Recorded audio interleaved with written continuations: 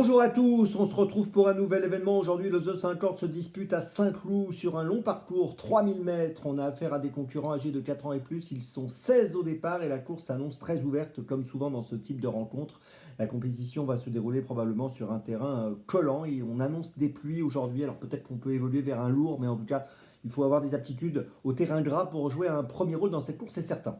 Avant de démarrer et de vous donner mon choix en 6 pour ce The 50 et tous les paris associés, jeux simples, jumelés, trio, etc. Je vous rappelle que vous pouvez vous abonner à la chaîne YouTube de The Turf, vous pouvez activer la cloche pour être informé dès que mon prono est posté. Puis attention, n'oubliez pas le jeu responsable, les mentions qui sont en bas ici, ayez ça en tête. Allez, j'y vais. Mais écoutez, j'ai tenté quelque chose aujourd'hui. J'ai mis deux pensionnaires d'une même écurie aux deux premières places. Je crois beaucoup en ces deux pouliches. Je vais vous les présenter. J'ai placé tout d'abord en tête le numéro 7, Winterland, qui a gagné à Fontainebleau le 25 novembre sur 3000 mètres, qui a gagné ensuite à Cagnes-sur-Mer sur 3200 mètres dans le terrain souple. C'était donc le 21 janvier. Elle a couru 7 fois, gagné 3 fois. Elle a pris 4 kilos depuis sa récente victoire. Elle est toute neuve. Elle me semble en progrès et je pense qu'elle est capable encore de monter un échelon et encore de jouer le premier rôle. Elle est très jouée ce matin d'ailleurs. Attention à elle, donc le numéro 7 Winterland, je la place en tête. C'est l'entraînement de Flavie Bresson. Et en deuxième position, je place l'autre pensionnaire de Flavie Bresson, le numéro 14 Anagalis, qui elle aussi reste sur un succès, acquis à Saint-Cloud le 12 mars dans le terrain lourd sur ce parcours des 3000 mètres. Elle a été remontée bien sûr sur l'échelle des poids, elle aussi. On peut noter qu'elle a couru 7 fois, qu'elle a fini 4 fois sur le podium. Elle est associée à Alexis Pouchin. Et dans cette course, je la crois capable de réaliser une très belle performance, même si elle est nettement moins jouée que sa compagne d'entraînement. Je pense qu'elle peut se distinguer. En troisième position, j'ai retenu le 2 Wican. Alors le Wican, le numéro 2, vient de gagner le prix de la Gloriette, qui est une course un peu de référence pour étudier cet événement du jour. Le 16 mars dernier, donc c'était à Saint-Cloud dans le terrain lourd sur 2400 mètres. Depuis, il a été remonté de 3 kg sur l'échelle des poids, mais c'est un cheval régulier. Sur ses 10 dernières courses, il a fini 9 fois dans les 5.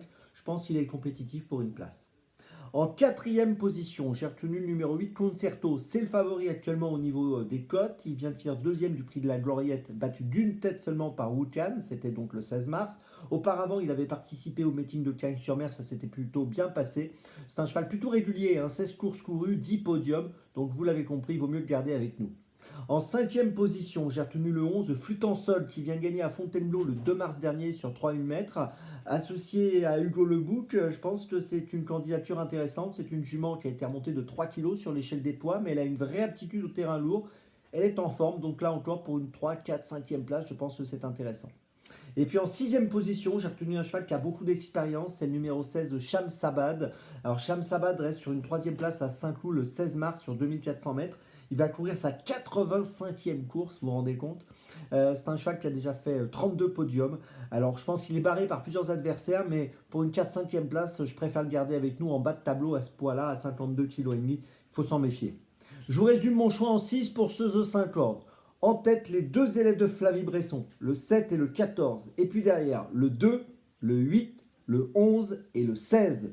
Départ de la course aujourd'hui, attention, 13h55. On se retrouve maintenant demain pour l'étape du Grand National du Trot de Marseille-Borelli. Et d'ici là, avec The Turf, ça va aller.